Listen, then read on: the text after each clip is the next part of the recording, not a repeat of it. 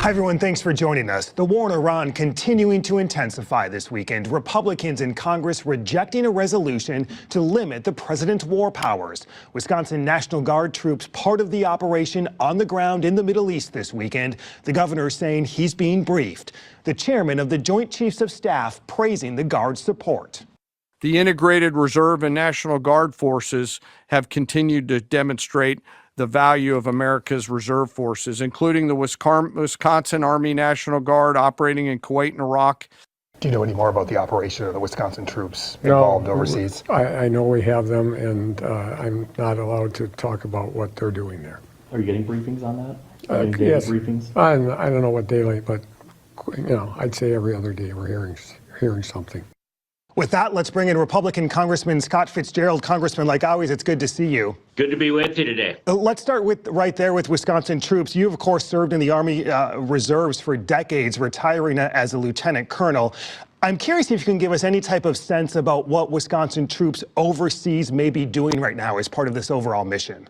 Well, just in general terms, I mean, the governor's right on that front. It's a lot of the stuff that they're releasing is somewhat classified, and you can't really talk about it. But I'm not going to pretend that I have kind of firsthand knowledge of troop movements, because it's not something that's typically briefed to members of Congress until it's actually happening.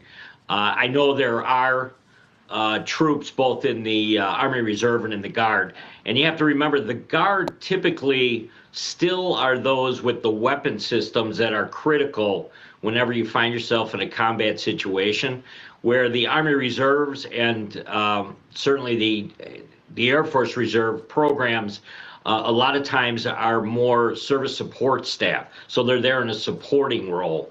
So both of those things kind of put together, I'm very aware that we have many units that could actually be deployed in this situation. And as you know, the Iranian strikes that killed 6 Americans happened in Kuwait, where some Wisconsin Guard members are. I mean, what is the risk right now, just overall in that entire region for Wisconsin troops and troops across the country?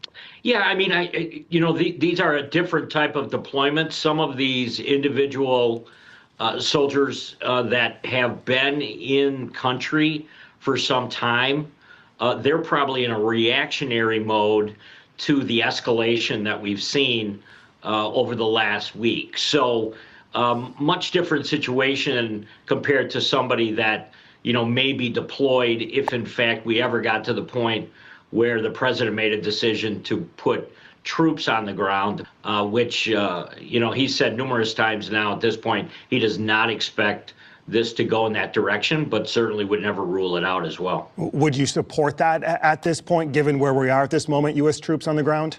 I really don't have the type of intel or knowledge. I don't think any rank and file member of Congress would have that information to be able to say one way or the other whether or not they would or wouldn't support that. And it does appear, though, right now that obviously we're having such great success with the carriers that are in theater, and certainly with the air superiority, which we have already garnered, which is amazing to me, how quickly that was able to happen.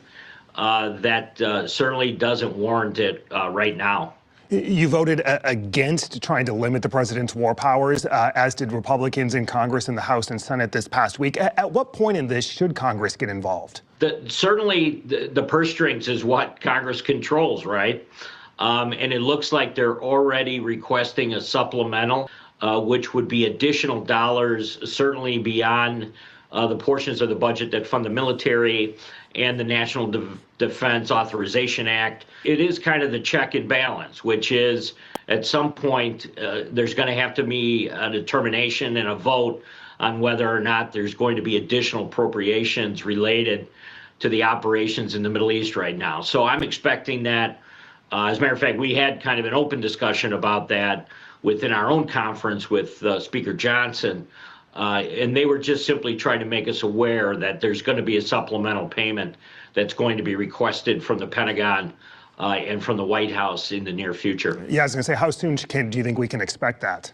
They were saying any day. I mean, as soon as the White House and Department of War gets kind of everything ironed out and and in a form that they could present to Congress. We're expecting that to happen. A lot of fast-moving developments as we sit here. Congressman Scott Fitzgerald, Congressman, like always, hey, we appreciate it. Thank you. Great to be with you today. Thank you.